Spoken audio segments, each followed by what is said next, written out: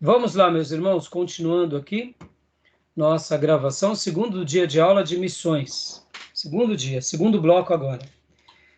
Continuando a falar um pouco mais aqui, irmãos, sobre a nossa experiência de evangelização. Quando nós temos na evangelização intensidade, naturalmente a gente vai fazer missões. Mas quando nós não temos intensidade na evangelização, todo projeto missionário tem data de validade. Então, por isso que eu fiz aqui algumas perguntas no bloco anterior, não é negando a obra de missões, pelo contrário, é enfatizando ela. De que forma? Comece a fazer uma obra de evangelização com intensidade, que naturalmente, a médio e longo prazo, Deus vai te levar para lugares distintos. E quem sabe em outros povos, em outras nações. Então, continuando aqui o nosso material e ainda os conceitos missiológicos e ainda essa ideia de quebrando alguns paradigmas, vamos ler mais um pouco, irmãos, aqui do meu material?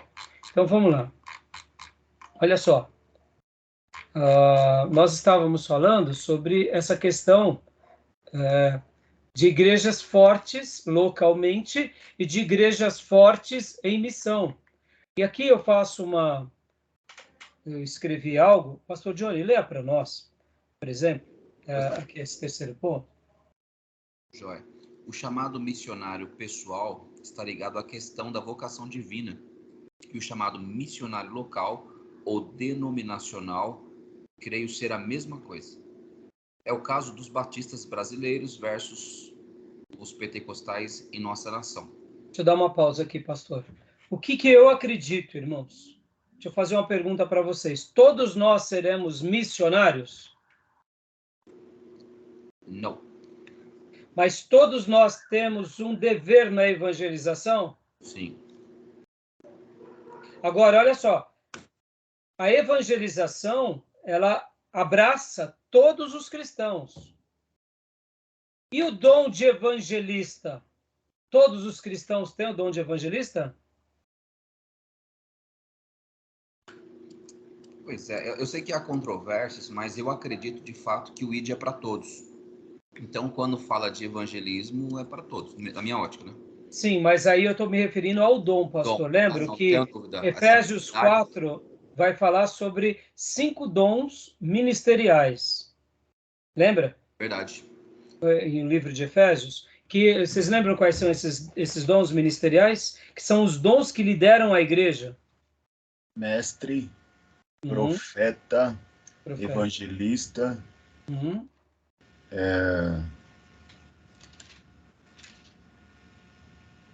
Acho que tem apóstolo, né? Apóstolo. Exatamente.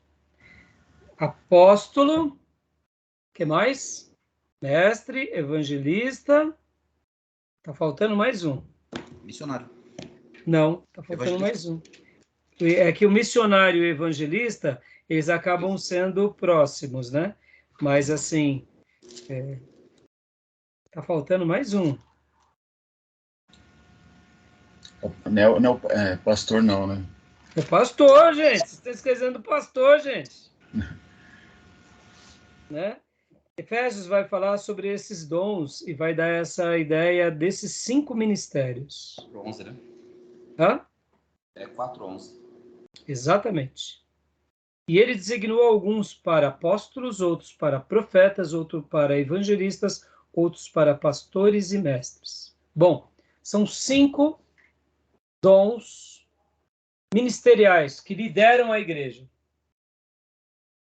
Pode ver que o pastorado no Novo Testamento é o mesmo que o sacerdócio no Velho Testamento. Que o sacerdote, a tribo de Levi, ou seja, os sacerdotes e os levitas, eles eram os pastores de Israel. Então, aqui é dom de evangelista, não é evangelização. Então, nem todo mundo recebeu o dom de evangelista. Todos receberam a missão da evangelização. Ou seja, eu prego o evangelho, eu ganho pessoas para Cristo. mas eu não serei um evangelista. Billy Graham, por exemplo, é chamado de reverendo, é chamado de pastor, mas qual era o dom dele por excelência? Evangelista. Moody, o grande pregador, o que ele era? Evangelista. Então, aquele que ganha muitas almas e tem uma palavra para alcançar essas almas, ele foi o quê? Uma pessoa que recebeu esse dom de evangelista, de ser um evangelista. Agora, ele recebe um dom específico, mas a igreja recebe a função ou a missão da evangelização.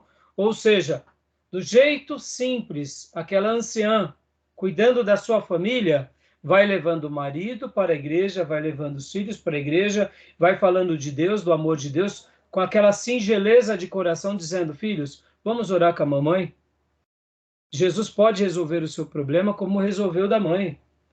Deus pode te libertar do vício, meu marido, como me libertou. Ou o marido falando para a esposa, ou os filhos falando para os pais. Pai, vamos lá para a igreja, pai. Jesus tem uma resposta para a sua vida. Quando uma pessoa pratica isso, ele não está sendo necessariamente um evangelista, mas ele está evangelizando. Então, a igreja, pastor, ela recebe a missão da evangelização, é para todos. Agora, diante dessa prerrogativa, a gente não pode cobrar de uma irmã que ela seja igual ao Billy Graham, ou de um irmão, que é dom do Espírito. Então, o que eu quis dizer aqui, nessa frase aqui? Que assim como há dons específicos para cada um, eu acredito que cada igreja local e cada denominação recebe um chamado específico também sobre essa questão da evangelização e sobre essa questão de missões. E agora eu vou para as minhas conclusões. Pode ler para nós, pastor Johnny? Pois não. Qual igreja foi mais missionária? A igreja de Jerusalém ou a igreja da Antioquia da Síria? E aí, qual que foi mais missionária? Antioquia da Síria. Quanto a 0 ela deu na igreja de Jerusalém? 100-0. Ah, claro, mas vamos lá. A igreja de Antioquia da Síria nasce da de Jerusalém. Concordam? Sim. Por causa da perseguição. Agora, vamos lá. Eles poderiam ser vaidosos, né? Nós ganhamos o mundo e vocês ficam aí em Jerusalém, indo um missionário para cá, outro para colar. Eles poderiam ter guerrinhas tribais? Eles tinham guerras tribais? Desconheço. Não, não tem. Pelo contrário, era um colaborando com o outro, um fortalecendo o outro, um sustentando o outro. Mas agora, vamos lá. Quem foi que Deus separou para evangelizar o mundo? Paulo e Barnabé. E depois Silas e Timóteo. Eles que foram separados por Deus para ganhar toda a Ásia, toda a Grécia, para o evangelho chegar lá praticamente em várias regiões da Macedônia e Ásia Menor, né? Mas, pastor, e a igreja de Jerusalém? A igreja de Jerusalém cumpriu a sua missão, irmãos. Se a gente fosse fazer aqui um julgamento teológico de vaidades, nós poderíamos falar que os 12 ficaram se envaidecendo em Jerusalém. Agora eu pergunto, você acha que eles estavam se envaidecendo ou eles estavam cumprindo com a missão de Deus de serem testemunhas a todos os judeus e testemunha a todos os cristãos em toda a terra? A missão deles era em Jerusalém, irmãos.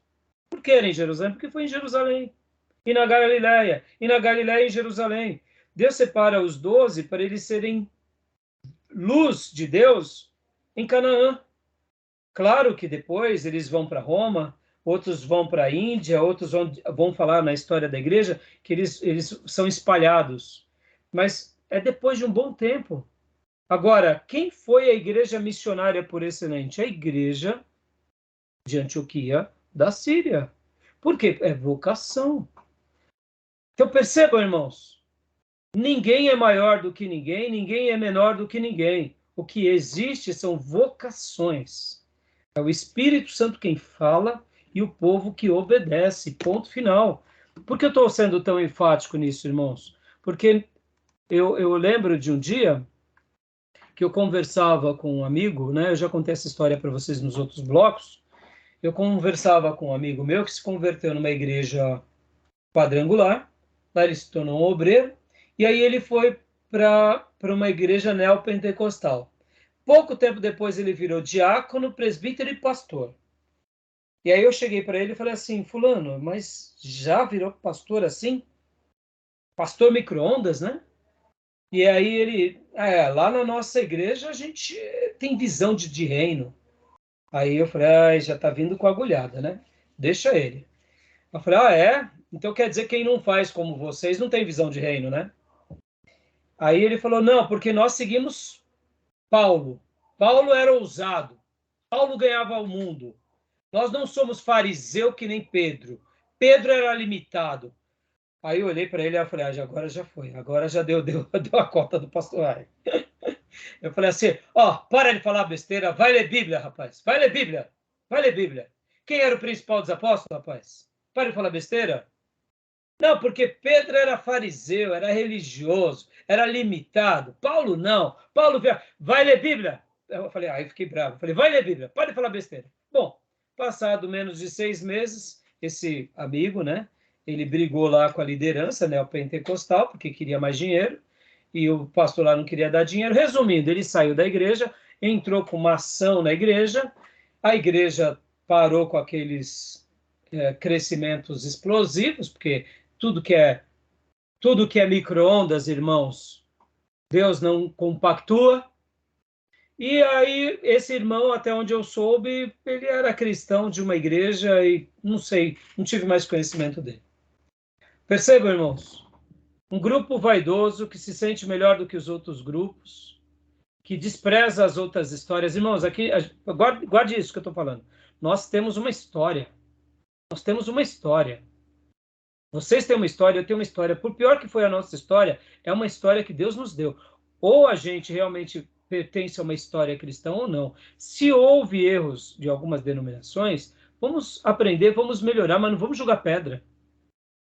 Os neopentecostais, eles querem criar uma nova religião. Por isso que eles naufragam e se enveredam para tanta heresia.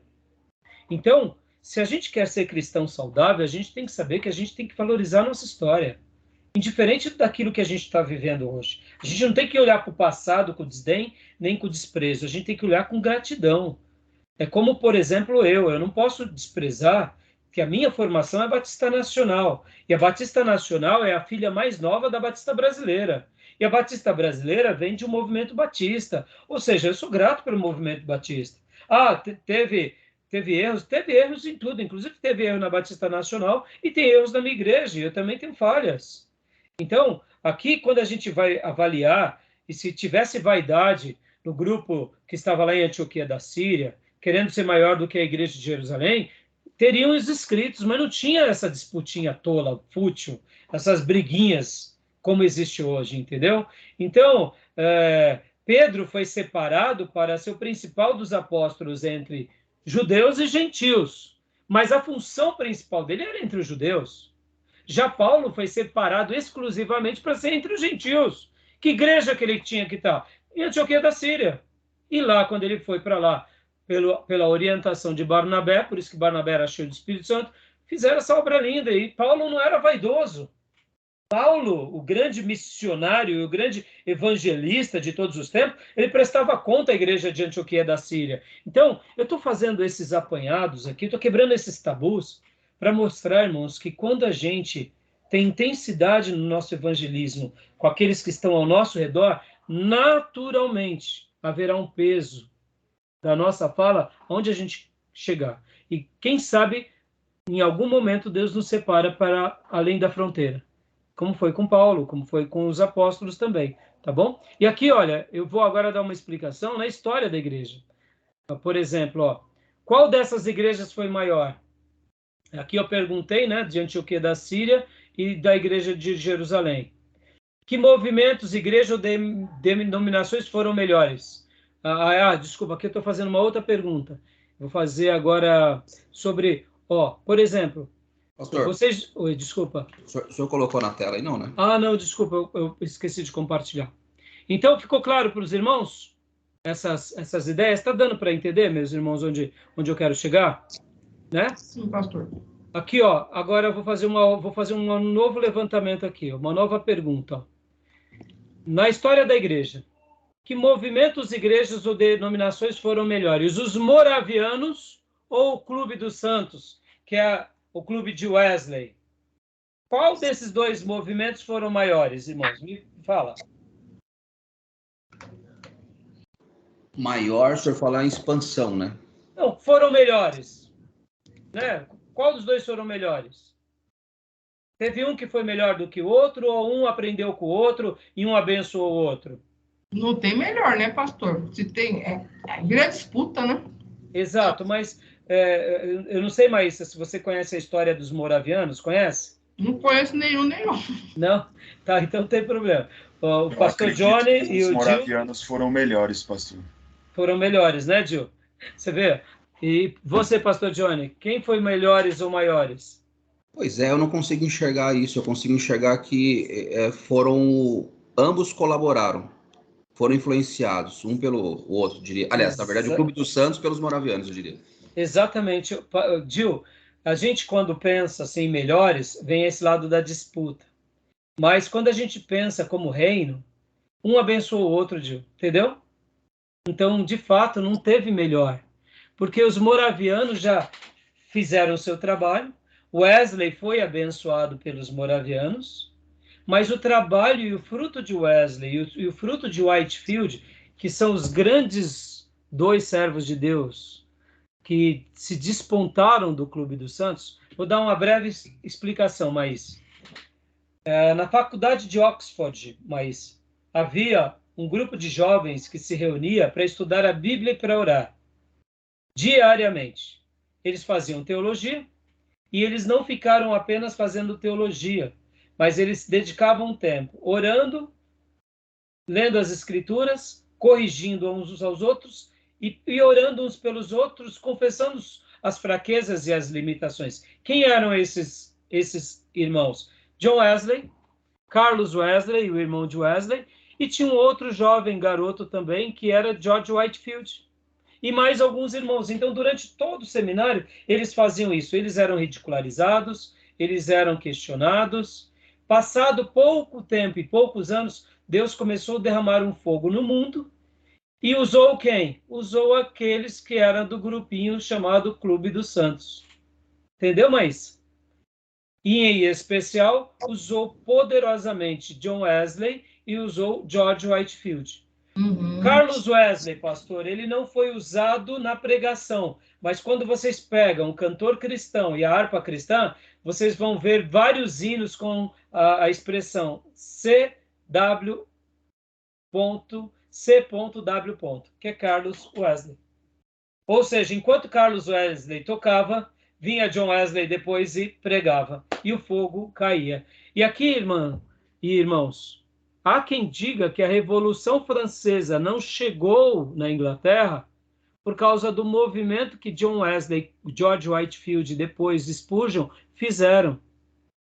Vocês vão ver que na Europa, de uma forma geral, a teologia vai sendo degradada. E na Inglaterra, a teologia se manteve de uma forma muito, muito linda. Bases bíblicas e um ensino ortodoxo se manteve na Inglaterra durante séculos. Por quê? Por causa do Clube dos Santos, por causa desses homens de Deus que foram levantados lá na Inglaterra, entre muitos outros. Então, percebam, há uma contribuição desses pastores. E os moravianos? Eles evangelizaram o mundo. Então, o que eu quero dizer aqui, destacar agora aqui para vocês, irmãos? Que cada um está dentro da sua vocação, cada um está dentro do seu chamado. Pastor, e a obra de evangelizações e missões? John Wesley continuou fazendo? Claro que continuou. O pastor Johnny e o irmão Gil são fruto de Wesley ou são fruto dos moravianos? É fruto de Wesley. Wesley foi abençoado pelos moravianos? Foi. Mas o que eu quero dizer, percebam, não há maior, não há melhor. A gente aprende com o outro. Você entende por que eu falo isso, irmãos? Porque nós temos uma tendência. Onde eu estou querendo chegar, irmãos? Eu estou querendo quebrar paradigma tribal. Vou dar um exemplo para vocês. É notório que a nossa igreja é uma igreja teológica, que é uma igreja de ensino, que é uma igreja de formação de obreiro. Eu poderia dizer que quem forma obreiro está fazendo um papel de mestre, e por fazer um papel de mestre, está sendo protagonista na história, e piriri, pororó. Não, meu irmão, é chamado, é vocação. Eu não me sinto melhor do que aquele que vai para o campo de missões. Mas também não me sinto pior, porque ele vai para o campo de missões e eu tenho que preparar aula para formar obreiros. Está entendendo onde eu quero chegar? Está claro para os irmãos? Assim, e aquilo também, né, pastor? O senhor poderia estar fazendo essa formação para a tua denominação, não abrindo Exatamente. metodistas aqui, né? Exatamente. Você vê o Júnior? O Júnior é um batista brasileiro. A Maísa, ela ia em uma outra igreja, hoje está conosco. Mas é exatamente quantos irmãos passaram. Então, o que eu quero dizer, irmãos? Quando a gente olha de forma tribal, a gente tem essa mania. Se eu sou um profeta, estimo a obra de profecia, eu vou falar que o que importa na igreja é profecia. E não é verdade. O que importa na igreja é ela viver a vocação dela. Então, por que eu fiz a pergunta dos moravianos e do Clube Santo? Porque ali foram dois movimentos poderosos. E por causa de Wesley e de Whitefield, os Estados Unidos teve um grande avivamento. Nós sabemos que os moravianos abençoam Wesley, mas os moravianos não tiveram o mesmo impacto em Whitefield. Vocês vão aprender a história dos avivamentos. Mas esses dois homens incendiam os Estados Unidos. E porque eles incendiam os Estados Unidos, uma obra linda é feita nos Estados Unidos. Percebam? Então, estão entendendo que Deus vai quebrando essas crendices? Então, olha só agora o que eu vou escrever. Leia para nós, Gil, por gentileza. Toda a igreja...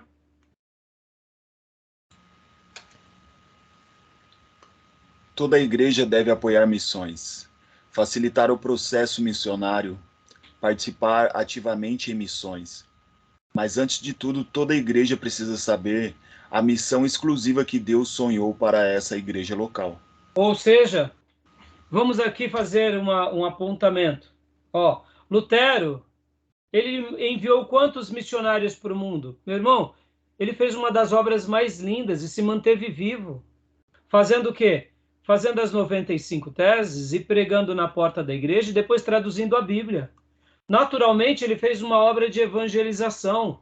E essa obra de evangelizações virou missões naturalmente. Calvino organiza a teologia, prepara a igreja. Spurgeon é o príncipe dos pregadores, ele prega como ninguém. Whitefield e Wesley queimam os corações. Os moravianos são os braços de Deus que alcançam o mundo. Cada um tem uma vocação. A vocação divina vem antes dos nossos desejos. Estar no centro da vontade de Deus fará toda a diferença. Ou faremos missões, ou então apoiaremos aqueles que o Senhor separar para essa obra. Entendam, irmãos, o que eu quero dizer com isso aqui? Eu quero fazer essa tese. Eu não preciso necessariamente sofrer com isso. Se eu tenho que sofrer Deus me quer no campo e eu estou dentro de um barquinho fugindo para Tarsis. Aí eu tenho que sofrer mesmo. Se Deus está me separando para a obra da evangelização, ou melhor, para o evangelismo, para missões, e eu estou fugindo, aí, meu irmão, pode sofrer mesmo. Mas o que eu quero dizer não tente fazer as coisas por vaidade, por vanglória. Não tente fazer as coisas por presunção. Sigam o chamado de Deus com tranquilidade, com serenidade e apoie missões. O mais importante, sobretudo, é apoiar.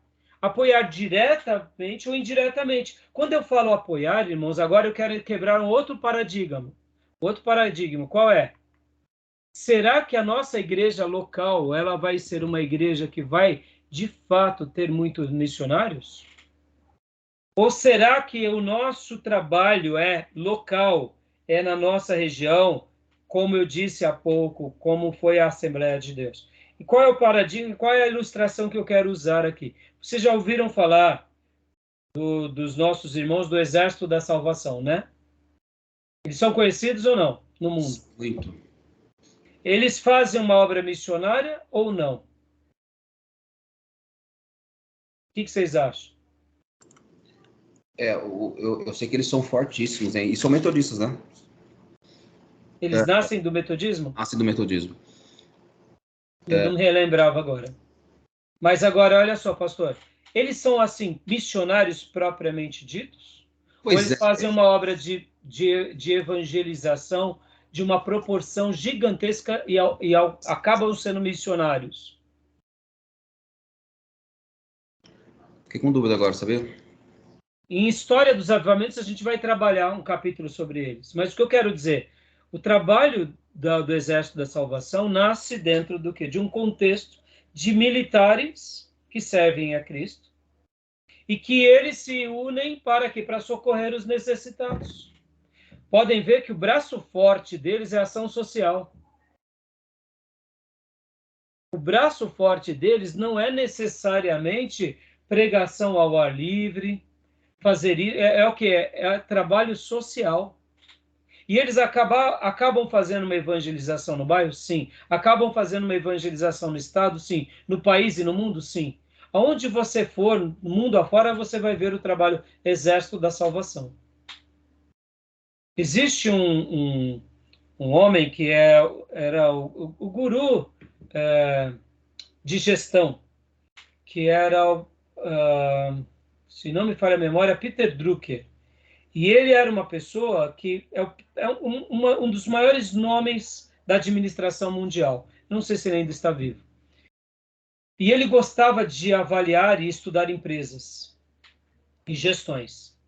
E ele tinha dentro do complexo dele de estudos dois grupos bem distintos. Ele gostava muito de estudar a cultura japonesa e gostava de estudar o Exército da Salvação. Quando falava sobre gestão, quando falava sobre empreendedorismo, administração, imagina o pai das administrações do mundo estudando uma denominação. Como eles fazem uma obra tão linda, por que fazem, como eles são impelidos. Então, percebam, é isso que eu quero quebrar os tabus aqui. Muitas vezes a gente está vivendo esse frenesi, eu tenho que fazer missões, a nossa igreja tem que ter um caixa. Irmão, e muitas vezes Deus está querendo outra coisa. Deus está querendo que a nossa igreja tenha uma creche. Porque tem um bairro pobre ali do lado, que é uma favela, e tem 20 famílias, e a gente está aqui querendo mandar missionário, e eu não estou sendo contra, meus irmãos, me entendam. Mas por isso que eu estou falando que muitas vezes a gente quer fazer algo, que a gente reúne ali 10 irmãos e dá uma oferta para o missionário, porque isso daqui é muito mais fácil do que pegar ali e cuidar das 50 crianças, colocando elas aonde? Numa creche da igreja. A creche da igreja vai ter que ter discipulado, vai ter que ter voluntariado, vai ter que ter dinâmica, vai ter que ter comida, vai ter... E mandar uma oferta acaba sendo mais fácil. Você está entendendo onde eu quero chegar? Então, por que muitas vezes a gente precisa de orar? Para que Deus alinhe o nosso coração ao coração dele, para que a gente faça a obra dele, não a nossa. Está entendendo? Então, eu não estou querendo aqui ser contra, não. A gente apoia todo tipo de obra missionária, mas, ao mesmo tempo, a gente tem que viver o sonho de Deus para a nossa igreja e mergulhar, porque, naturalmente, nós acabaremos fazendo missões de uma forma ou de outra. Por que eu estou falando isso, irmãos? Eu conheci uma igreja que, infelizmente, o pastor que fundou aquela igreja teve alguns problemas na área de... algum problema que a igreja o afastou, que é o pastor Bill Hybel. O pastor Bill Hybel era, né, eu não sei se ele está pastoreando atualmente, mas a igreja de Willow Creek. A igreja de Willow Creek é uma das igrejas mais influentes dos Estados Unidos. E eles não tinham missionário, mas eles tinham uma igreja de não sei quantos mil que se reuniam todos os domingos. E eles abençoavam muitas igrejas locais ao redor do mundo. Mas eles não tinham missionário. Olha que interessante. E quando perguntavam para eles, eles eram muito resolvidos sobre isso. Eles falavam, olha, a nossa existência é fortalecer a igreja local. E ele tinha um lema, junto com a igreja dele, que o lema era, a igreja local é a resposta para o mundo. E olha, irmãos, eu particularmente fui tão abençoado pelo pastor Bill Hybel, tem um material vasto aqui. Eu lamentei quando eu soube que ele teve alguns problemas na vida íntima dele e que a igreja, em virtude disso, para preservar a igreja, o afastou da titularidade. E aí eu acabei perdendo um pouco do contato, porque eu confesso, foi uma dor muito grande, mas uma igreja séria disciplina os seus líderes. E essa igreja local é uma igreja muito forte. Só para vocês terem uma ideia, lá nessa igreja, eles tinham trabalhos sociais da seguinte expressão.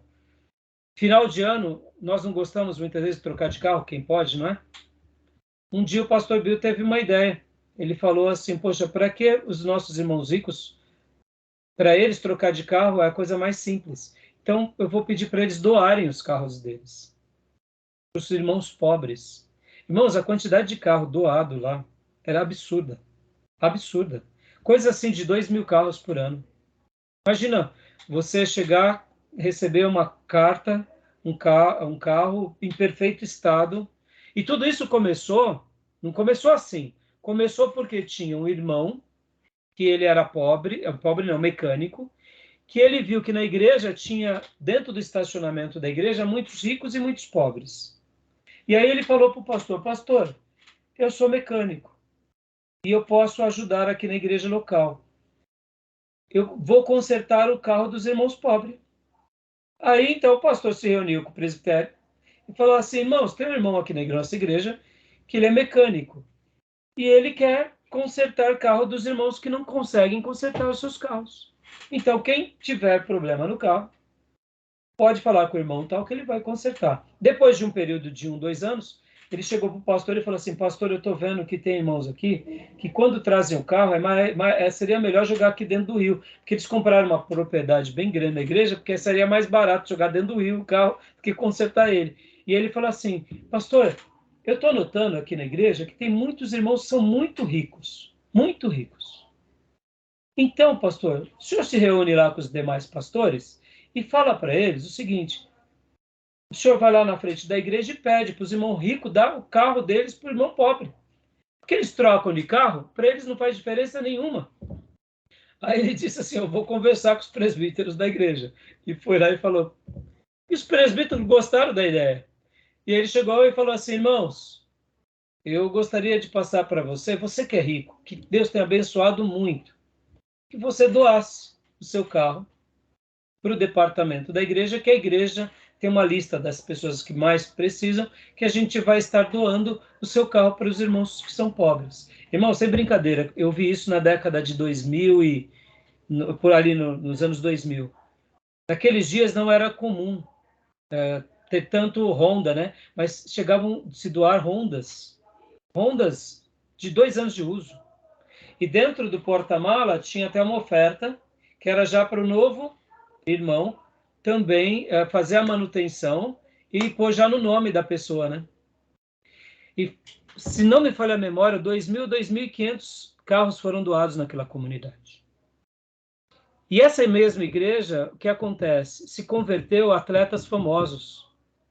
E aí os pastores se reuniram e falaram assim, meus irmãos, é muito dinheiro desse atleta. Então, eles se reuniram e o dinheiro do atleta ia para um fundo de assistência social da igreja. Ou seja, quem da igreja precisasse fazer uma cirurgia e a igreja e não pudesse pagar ou não tivesse convênio, não conseguisse, era para procurar a igreja pagava. Quando tinha um problema, como teve, por exemplo, terremotos, quando teve, por exemplo, enchentes, eles pegavam os irmãos que tinham um caminhão e faziam uma igreja, olha, uma igreja dos sonhos, aí Willow Creek. Eu fui muito abençoado. Qual era o lema deles? A igreja local é a esperança do mundo. E qual é a proposta dessa igreja? Ser uma igreja local forte e formar igrejas locais. Eu acho que o seminário nasce nesse contexto. Eu já tinha um sonho de ter o seminário, mas eu acredito tanto nessa demanda, irmão, que a igreja local é a esperança do mundo. Em tese, quando você tem uma igreja forte, bem estruturada, você acaba exercitando 5 ministérios. Você acaba sendo um profeta, um evangelista, um pastor e um mestre. Você acaba fazendo tudo isso dentro de uma igreja. E automaticamente você faz uma obra de evangelização e uma obra de missões. Então, você vê, e aqui por isso que eu estou quebrando os paradigmas para a gente entender o que Deus sonhou para nós. Porque muitas vezes, irmão, a gente está querendo fazer uma coisa, mas o que Deus quer é outra coisa. Tá entendendo? Tá bom, meus irmãos? O pastor deu 35 aí, ó. Opa, então vamos dar uma pausa agora aqui também, tá bom? Então vamos lá, vamos dar uma pausa. Alguma fala, alguma pergunta, meus irmãos? Tranquilo? Joia? Torna inspirador. Então, depois, olha, eu posso. Depois, se vocês quiserem áudios, material, eu tenho um material muito grande do Pastor Bill. A igreja de Willow Creek é uma igreja dos sonhos, irmãos. Sem brincadeira. Eu tinha algumas coisas complicadas, mas assim, no frigir dos ovos eu fui muito abençoado pela vida do Pastor Bill Hybels e principalmente pela Willow Creek. Ele fazia um trabalho chamado Summit. Todo ano eu participava, aqui no Brasil, né? Não lá. Mas é uma igreja que eu tenho um carinho por eles, assim, absurdo, que me abençoaram muito. Tá bom, meus irmãos? Então eu vou dar a pausa aqui, tá? E a gente vai para o último e terceiro bloco.